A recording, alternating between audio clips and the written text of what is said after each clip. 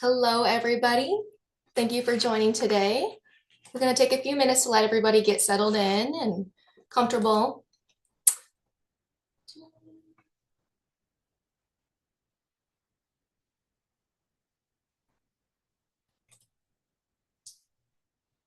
Right. Lots of people joining in. Okay. Thanks for being here today. Welcome to our webinar. Modern email threats don't look like spam anymore. Sorry. My name is Kaylee Kuhn from TribalHub, and I'm thrilled to be here today with the team from Abnormal AI. We're going to get started in just a second, but while we're all waiting, if you wouldn't mind dropping in the chat, if you could only use one word or emoji to describe your morning or day so far, what would it be?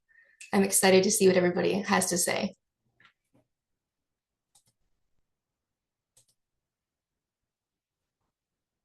If I was describing my morning, I would say a large coffee emoji would be my day. We've been needing a lot of necessary fuel to get through this Tuesday. Oh, fire truck, Chris. Interesting.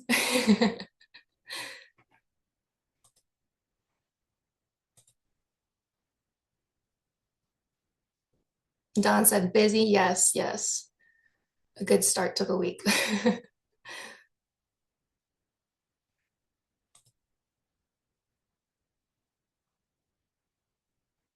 Okay, I will start sharing my screen. That way you all can see it here.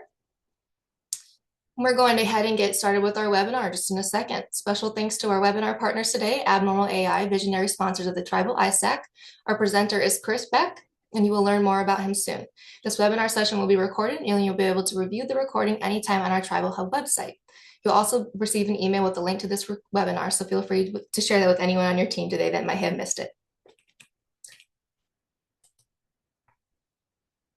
Okay, and then for our third slide, here's a quick look at some of the learning objectives that we'll learn. Please be sure to use the chat or Q&A if you have any questions at all, and we'll make sure that those get answered. And with that, I'm going to turn the floor right over to Chris. Right, perfect. Thank you, Kaylee. Let's see, get you in here. All right, perfect. Hopefully everybody is able to see my screen here.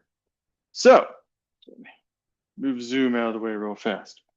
All right, so great to meet everybody. My name's Chris Beck, and I'm going to give you a quick rundown here of some of the modern email threats that we're seeing here. So, goal here, we're going to run over a little bit of, history, how we got here, what we're seeing as kind of the new playing field, and then hop into some of the interesting threats, and then maybe look at kind of a little bit of a live demo on how we see AI being used to target people, organizations at scale and at speed. So, sorry. There, that's me again. Austin down here, he's going to be the account executive that covers all of the tribes. Little bit background on me. I started my career as a federal contractor. I was there for a long time, working in SOCs for places like Department of State, NASA, Department of Justice. So really kind of got my original experience there. And then I spent about 7 years at CrowdStrike when they were a startup, and I've been here at Abnormal for almost 2 years. Also kind of working on the federal business, tribal business, getting that off the ground. So in general, been around security a long time, find it very interesting. So keep focusing on that. Without any further ado, going to kind of hop into it, right? So really what we've seen is a pretty big shift in the threat landscape. And we're going to talk about where we started, how we got here. So when it comes to email, and email is kind of the core of what Abnormal does. It's not everything we do, but at the core, email is very interesting. It's one of the oldest technologies still in use across the internet. And I find it very, very interesting as a threat vector, right? There aren't a whole lot of applications that you open up to your entire outside world. Email, most everybody can send something inbound to you. And, if it doesn't hit something that's going to stop it, someone's going to read it, potentially send something back. You don't typically open up like a Slack or a Teams or a SharePoint to everybody. So it's very interesting in that way that it is that universal communication method. And then the next two kind of focus around identity and how your email address often kind of becomes who you are. So if you have a rapport with someone, you send them an email, all of a sudden they think, hey, like if I send Jessica an email or Austin an email, they're going to think, hey, that's Chris. I know Chris, but what if my account's compromised? So your email really is part of your identity. And if it's an identity someone recognizes, there's going to be a certain amount of trust that comes along with that. So where we've seen kind of some of the big shifts, there have been some major inflection points. This is a slide that makes me feel pretty old, but 20 years ago, we started looking at the kind of cloud migration. So used to be everything was sitting there on-prem. You had control of everything. You kind of had that hard exterior with the soft center type of thought. And then we kind of started moving away from that about 20 years ago, right? As defenders, we know things always are shifting, but what we saw with the cloud migration is there were a lot of interconnected systems. People were taking their data center teams, making them cloud teams. I don't think I ever saw like a cloud test account that didn't become a cloud production account, right? So during this time, there were a lot of like vulnerabilities that were being hit, right? So you were looking for something that might have been connected weird that was over permission that you were able to get through or run some sort of, arbitrary code on. And also, there were a lot of technologies being brought in. Some of them had vulnerabilities, CVEs that would get exploited in the wild. And if you weren't on top of it, you didn't have really good kind of SBOMs and understanding of your environment, those could be exploited and what we saw kind of going through. Then COVID hit, remote work hit. Some places were ready for it. A lot of places weren't quite ready for that, right? So while they had cloud systems, there's still a lot of internal dependencies on things like, being on the network rather than VPN. So when we saw the shift to the remote work, really what we saw there were actors started getting really targeted with the attacks. So everybody's at home, they're off network, they don't have some of those same protections that they're used to because this happened pretty fast and some of the precautions were a bit rushed. So we saw a lot more targeted things, trying to get people to click, trying to get people onto mobile devices, things like that also wouldn't have any sort of tracking. And then finally, about 3 years ago, we saw generative AI. What that did is it kind of, as we see here, democratized attack creation. So we saw a lot more of kind of the advanced threat. So if we pivot over here, these kind of three types of email attacks pretty well line up with those other inflection points we have. So, email used to be spray and pray. I'm going to try to get as many emails as I can out. It's just hoping someone clicks it, hoping for someone to get it. We're all aware of like the Nigerian print scams and those types of things. These are generic emails. They're sent out in bulk. You're actually able to catch these pretty decently with things like rules once you've seen them in the wild. But then we saw more social engineering. So there's always been social engineering, especially for very attractive audiences, be it to get very important information, to get financial gain, etc. But it really picked up around the COVID time where this was the way that you were getting a lot of your money if you were a scam artist. So you tried to make them very personalized. They were going to be labor intensive because you wanted it to look as legitimate as possible and make sure, you're coming from a vendor or trusted contact, making sure you're mentioning the right people, all of those types of things.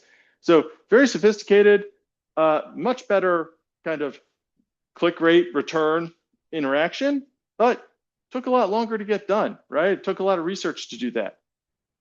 But now we're in kind of the age of AI generated attacks. So this has kind of merged these two, where we see actors able to spin up infrastructure 24 to 48 hours up and down.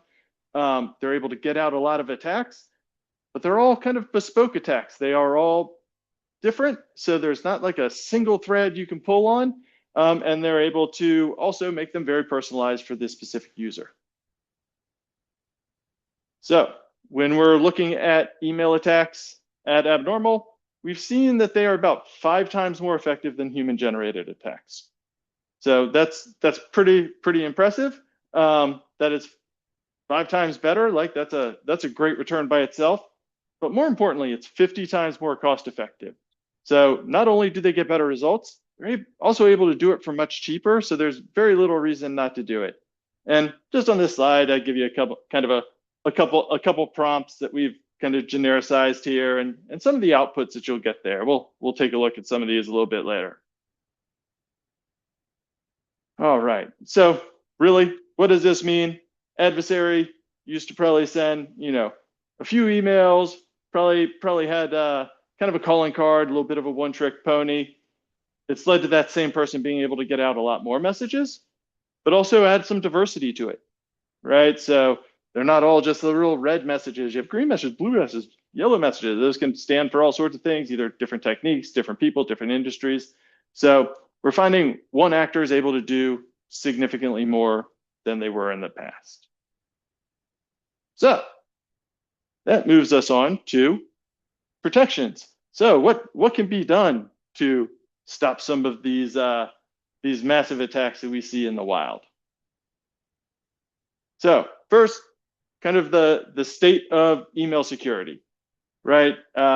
Depends on what report, but typically FBI reports or most of the major kind of publications, they're going to have emails in #1 risk. If not, it's definitely top 5, right? And that kind of builds on what we were saying earlier. It's ubiquitous. You open it up to the outside, so it's a great way to get, especially that first kind of first talon into an organization. Excuse me. So, humans are both an organization's biggest asset because they are able to add a lot to it, but they're also the biggest vulnerability. So, really, this comes down to trust. Us as people, we want to help. We want to be helpful. We want to trust people. We want to believe they're doing the right things. So that's something that's typically exploited with these social engineering type of attacks. And so I'm going to talk a little bit about abnormal, how abnormal does it, just because I'm familiar with that. But, modern email has kind of changed this a little bit. So when abnormal is taking a look at a message, we evaluate up to 80,000 total signals. Now, some of those signals, we're not going to check all 80,000 every time. So we might say, hey, is there content within this message that has, identity fraud type of language? Yes, no. If yes, okay, now we want to dig deeper into these other areas. If no, we're not going to dig into those. But we kind of have, of those signals, we have kind of 3 types, right? So the first is going to be behavioral. What we're doing here, hey, we're just trying to establish how do people normally communicate back and forth. So we look at things like tone of messages, the timing, right? What are their normal business hours? How frequently messages are sent? Is it once a week, once a month, multiple times a day? And then we also do like a lot of relationship mapping between kind of the senders and recipients. The next set of signals, identity signals. So what's kind of happening behind the message, right? Is it passing sender authentication? Is there, what's the domain reputation? How long has the domain been registered and alive? And then, of course, what we're really trying to get here is the sender who they claim to be. And then finally, and in my opinion, kind of the most important and the place where we're seeing a big kind of jump forward, content signals. So this is saying, hey, what's the actual intent of this message? What is the message trying to do? What is the message trying to get from the end user? And is that normal? So, is that first time contact, they've never talked, and then all of a sudden they're talking about payments or something along those lines? That'd be a little strange. Or how common is it for this person to talk to an outside vendor? Do they ever process payments? So we look at those types of signals, and those contextual signals are extremely important for being able to say something is bad, right? As I said earlier, infrastructure is up and down with 24 to 48 hours. So it's really hard to have like IPs or email addresses or something like that to say like, hey, this is known bad. because they're in and out so fast that by the time you've been able to find that trend, it's very difficult to do something about it. So with those signals, we put them into a detection engine. So we have multiple detection engines, but what happens, they go through and they get weighted. So each detection engine has a different kind of weight. And then at the end of it, comes out with like, hey, this is kind of what we're seeing. We're seeing in this example, strange IP geolocation. And this is where some of those federated signals come in, right? Like, hey, we've seen 8,000 emails from this sender to other people, but it's never taken this route. That's strange, right? So that's one of the ways that we'll also look at it. There's a link in an attachment, and strange sender, you've never seen it before. So those just bubble to the top. It doesn't mean that we hit on those three things, right? There's a lot that goes into those three things as far as signals, because really what we do, we baseline, we look for deviations from that baseline rather than a known bad. And then of course, continuous learning. So we have ways for end users and admins to always be adding into the models so they are always getting better and getting more tailored for a specific environment. So within that detection engine that I talked about briefly, of course, we have like our adaptive AI, our detection models there on the right. Those are our behavioral type of detections. That's about 90% of what we do. But there's still value in both the threat intelligence and the heuristic side. So on the threat intelligence side, what we really look for here, they're typically short term, but we do look for things like, hey, is there a known bad account that's out there right now? Are there known bad IPs? But importantly, we don't use that as our only signal, right? We're not going to say, hey, this is a bad email address, block it. Why? Because email addresses get compromised all the time. They also get fixed all the time, right? They kick the actor out. So while that's an important signal, we also look at other ones. And now, of course, if we see a threat intel hit, then we're going to dive a lot deeper into the other ones. We're going to add stringency to it. But just by itself, that's not something that we're going to block on. Next, heuristics, otherwise known as rules, right? So what we do is we use short-term rules, typically 2 weeks or less. If we see a campaign happening, we put them in, we block them that way. What this really does is, one, says to our AI, hey, this is definitely a known bad activity, and allows it to pick up on the patterns and be able, and then once we drop it, it's blocking them out of the box without having that rule. So it's kind of a short-term crutch to help the AI make sure they see that pattern and point it towards that pattern. And then once it knows that pattern, we never have to teach it that pattern again. We drop that rule, and it is able to then continue to protect. So really what I'm trying to show here, the most important thing is that you are looking at the intent. So in my bio, I kind of mentioned I spent about 7 years at CrowdStrike. So about 9 years ago, we were seeing the same type of talk track happen to the endpoint, right? It's not just CrowdStrike. You have, SentinelOne, Microsoft, a bunch of other players in that field. But we're really seeing something similar happen with email, right? You can no longer just rely on rules. It's also time consuming to have someone go and find the threat, write a rule, hope that it's not too strict or not too lenient that allows too many things through. But what you're really doing is looking for deviations from the baseline. And that's what we're doing. And that's what a lot of kind of the more modern email vendors are attempting to do as well. So kind of like to show this because that contextual piece and looking not for known bad, but looking for things that don't look good, crucial to being able to detect some of these modern threats, especially at the speed and velocity at which we see them. And this kind of pushes on that, right? Fundamentally, with that shift in volume of messages, the speed at which you have to decide, there's no replacing humans for some of these nuanced decisions, right? Understanding things about the organization, understanding people. Like sometimes it's great to have a decision or a human in the decision loop. However, there's certain things that AI can also do that humans cannot, right? So AI is able to look at many more signals. It's able to look at it over a more diverse skill set. It is able to then do a correlation and be able to say, hey, we should fix this within a matter of seconds. Humans, on the other hand, they have to grab those things. They have to be able to correlate them. It has to kind of make sense to the human brain. They're not able to go as far back, and they're not going to be able to tell some of those subtle deltas quite as quick as AI. Now, just because AI makes a decision or human makes it doesn't mean you can't reverse it later if you think there's something weird there. But, and that's what goes into also retraining models. It is important to be able to go at speed, because if someone starts interacting with an email, that could very quickly escalate and get out of control. So with that said, we have covered down a bit on, kind of the past and some of the more modern detection mechanisms. Now we want to go ahead and run into some of the attack trends we're seeing. So this is based on a 2026 threat forecast.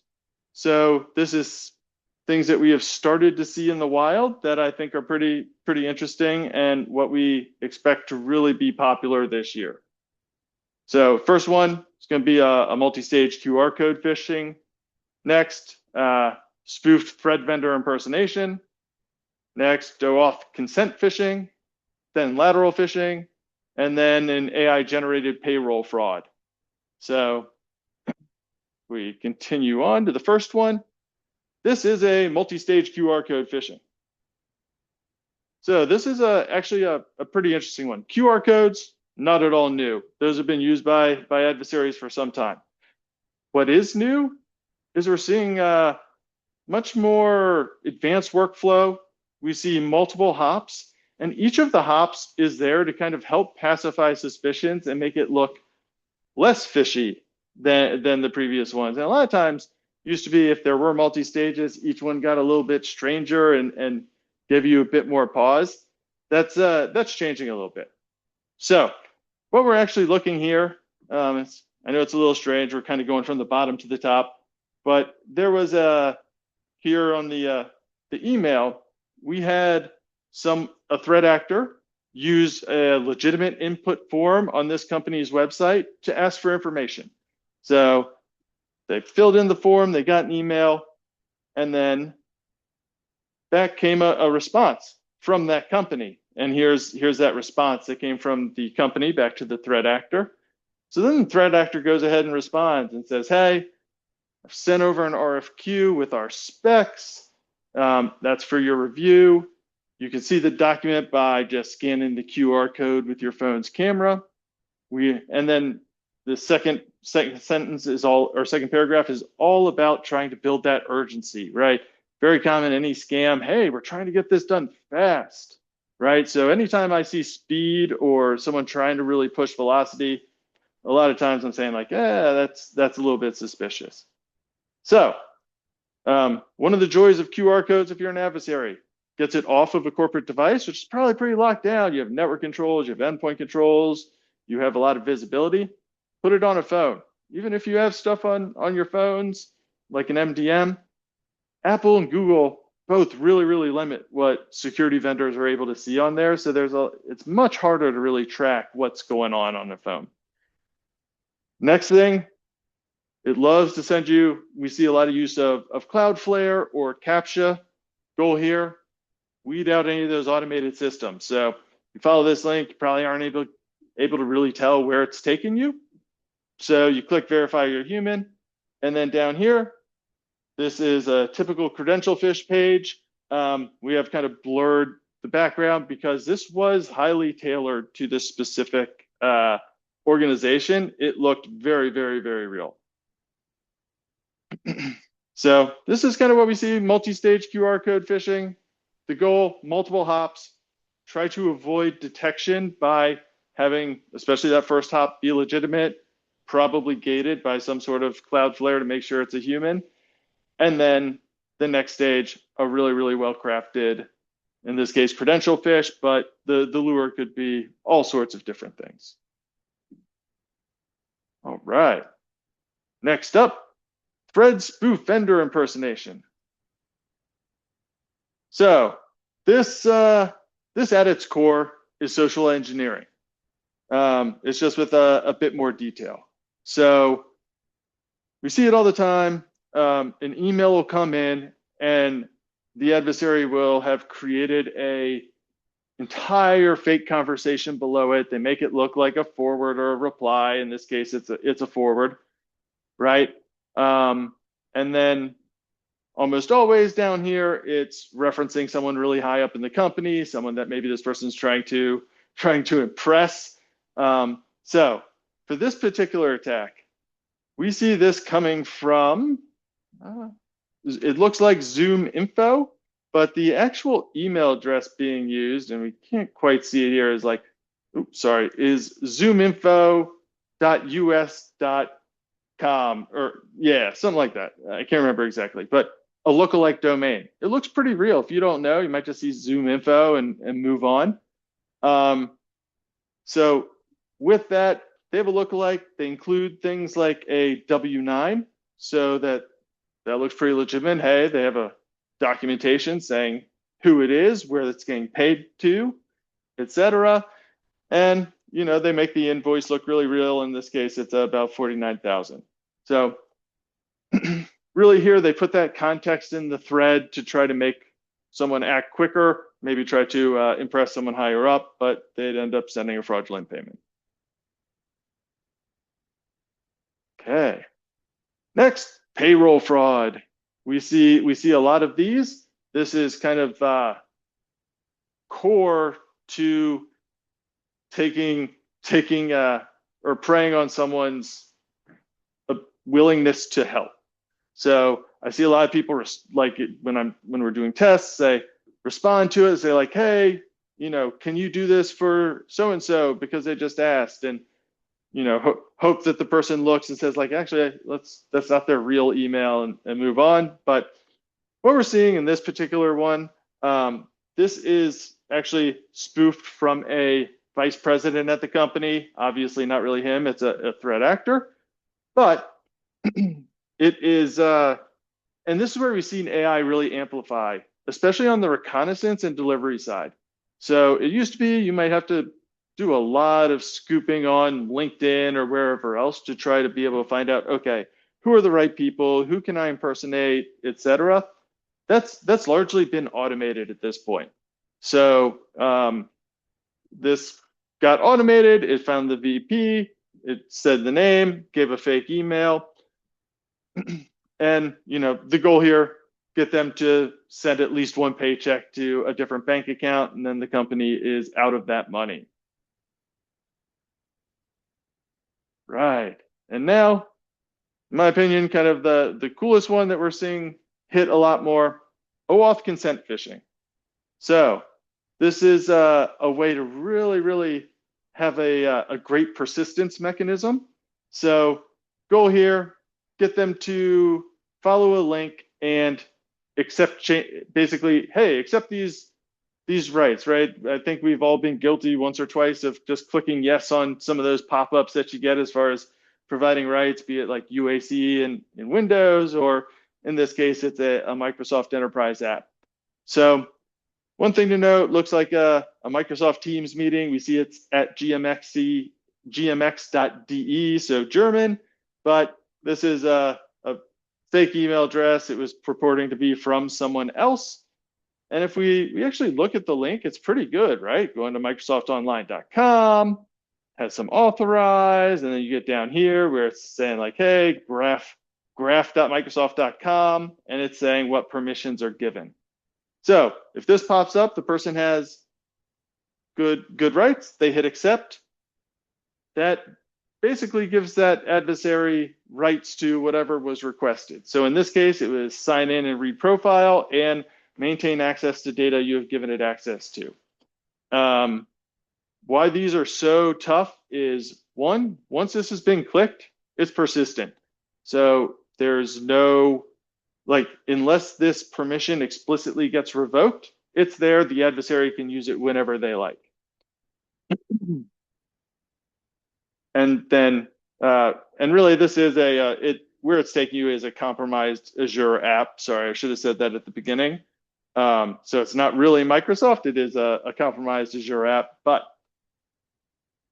at the end of the day, unless that gets revoked, that person's going to have that access to your account, and these permissions can be pretty wide. So the token-based access, really, really hard to deal with. And then here, lateral phishing. We see this a lot in our like .edu space. It could be, the K to 12 or the colleges, but most common scenario, an account gets compromised from a student. They're kind of notorious for clicking on just about anything. Once that account is compromised, they will more than likely set some sort of mail rule filter that's going to hide all the replies they get so they can stay in there a little bit longer. And they're going to blast out emails internally all over the place, right? In this case, it says, welcome to the student portal. You come down, if you click it, it's asking for first, last, personal email, phone number for your MFA, your present email address, your former email address, and your password, right? So we see this a lot with like Google Forms is probably the most popular one where it fills it out.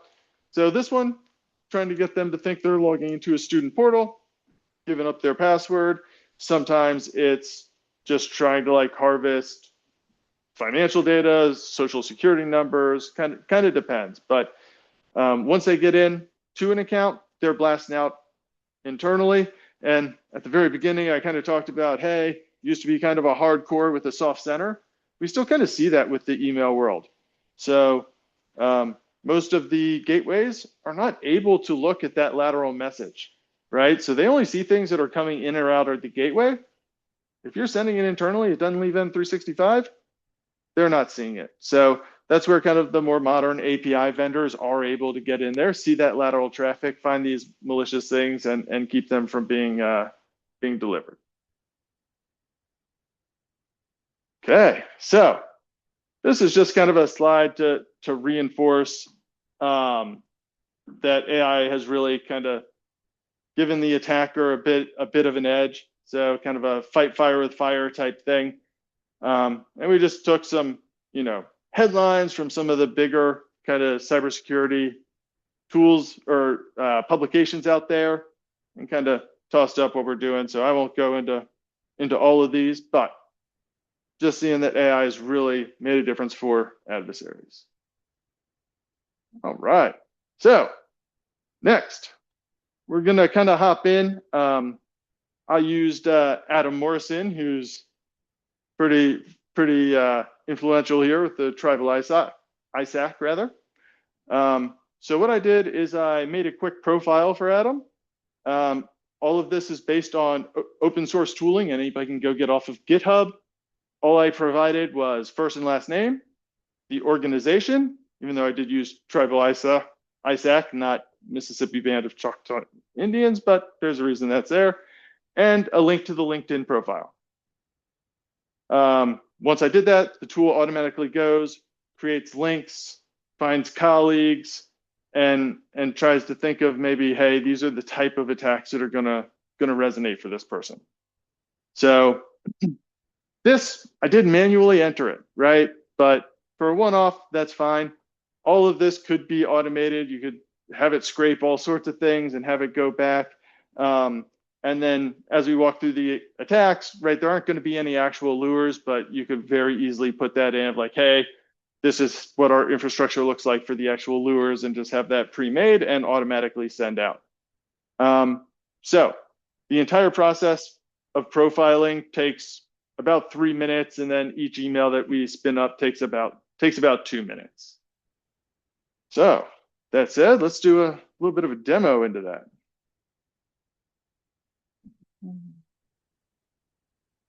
All right, so here we are. This is just a skin on top of that GitHub page that we talked about. And I just brought Adam up here so we didn't have to wait the 3 minutes, but we give a quick profile analysis. We say the title, a little bit about company.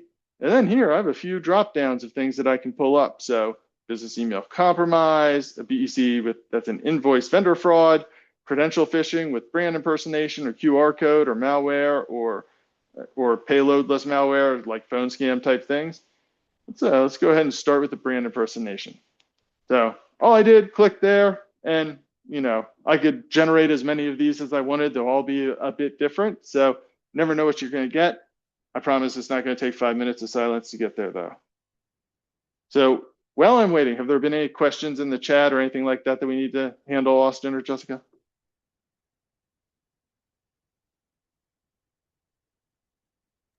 All right. No, not yet. Good. Perfect. So first one popped up here, says, hey, dear Adam Morrison, found an unusual sign-in event for your M365 account from a new device, an unrecognized location at 2:15 UTC today. Could indicate unauthorized access. To secure your account and prevent potential data breaches, verify your identity immediately, review and confirm the activity in your security dashboard. And then here you can click on kind of verify account now. And as I said earlier, they're pushing that urgency, which probably means there's a little bit of a scam to be had there. And it looks like it's coming from the M365 team. So pretty good. Even has a nice little copyright down there. Let's try BC here.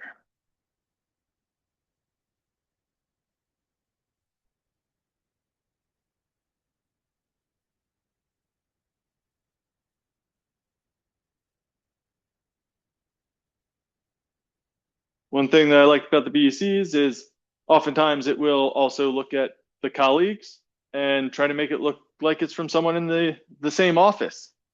So depending on the size of the organization, that could be good or bad. But all right, so here, yet again, another time-sensitive opportunity that could boost our economic development initiatives here at MBCI. So John Hendricks and I'd have to go kind of look up if this is someone within that organization, have been talking about an acquisition of a new sportsbook technology infrastructure, blah, blah, blah. It does require, $250,000 to get there. Here's the bank information. And then they try to, make sure this doesn't get reported or talked about with hey, this is highly confidential. Must bypass standard procurement to avoid leaks, right? And then once again, some more, hey, can you do this today? Get it initiative. And then says, hey, call me, right? And they'd put in their actual number to try to, talk the person through it if there was a call. And let's try maybe one more here.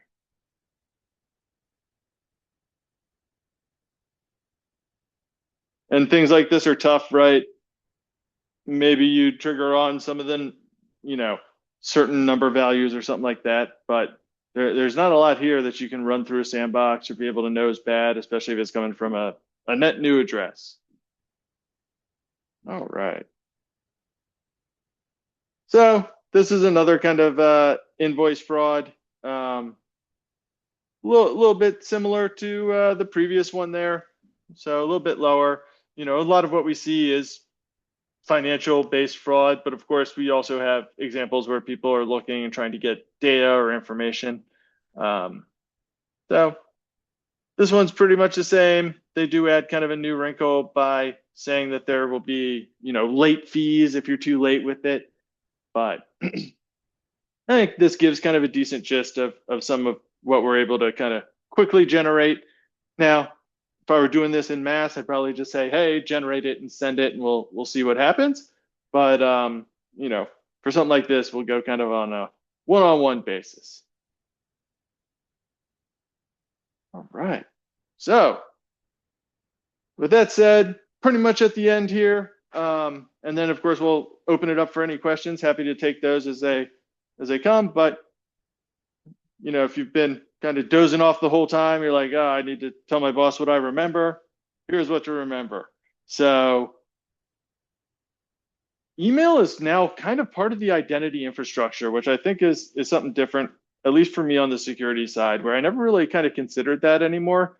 But it does become kind of your public face to yourself, and you have to protect that identity. Make sure it's not being compromised. Make sure that it's not being used in a way you wouldn't want it to be used. Next, AI-powered attacks have shifted the economic model. So it's a lot different for attackers now than it used to be. They're able to get much better, much faster. Since they're so good, there's a lot of those like phishing as a service kits out there that are actually really, really good. They are run like businesses. They have guarantees for success, right? Or they give you your money back. So we've seen a lot of infrastructure and just kind of scaffolding build up around kind of the scam culture. And then finally, behavior and intent detection. So the only way you kind of get ahead of that speed and scale is by looking at the behavior and the intent of a message. So without doing that, a lot of these things are nearly impossible to try to get in front of. So with that said, thank you so much for your time. And I'd be happy to kind of answer any questions. You can toss them in the chat, come off mute, whatever works for me.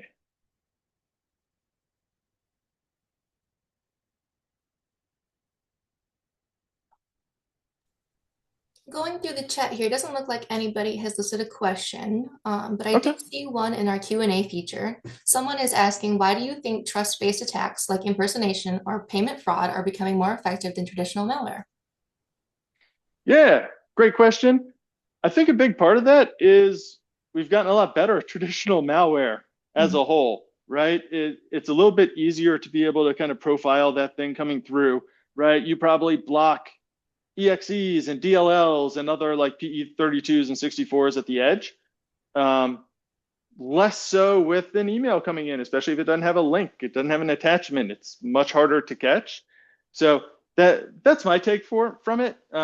Because you're right, we really don't see a lot of malware delivery coming through anymore, right? Every now and then, maybe a macro embedded Office document or PDF, but it's very rare. Good question. That's a really great point. Thanks for giving your perspective on that. The next question here, someone else is asking, what challenges do organizations face when relying on rules or signatures in an environment where attackers constantly change tactics? Yeah.